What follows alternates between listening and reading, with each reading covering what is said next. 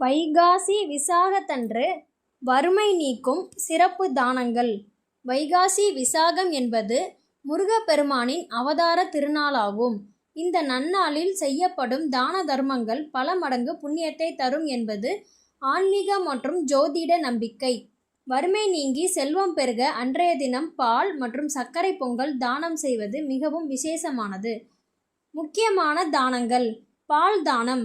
முருகப்பெருமானின் அபிஷேகத்திற்கு பால் வாங்கி கொடுப்பது அல்லது பக்தர்களுக்கு வழங்குவது வறுமையை விரட்டி குடும்பத்தில் சகல ஐஸ்வர்யங்களையும் ஈர்க்கும். அன்னதானம். சர்க்கரை பொங்கல். முருகப்பெருமானுக்கு மிகவும் விருப்பமான சர்க்கரை பொங்கலை நெய்வேத்தியம் செய்து ஏழை எளியவர்களுக்கும் பக்தர்களுக்கும் வழங்குவது வீட்டில் உள்ள தரித்திரத்தை முற்றிலும் நீக்கும். குளிர்ச்சி தரும் பொருட்கள். வைகாசி மாதம் கடுமையான கோடைக்காலம் என்பதால் தாகத்துடன் இருப்பவர்களுக்கு நீர்மோர், பானகம் அல்லது தண்ணீர் வழங்குவது கர்ம வினையை தீர்க்கும். குடை மற்றும் காலணி.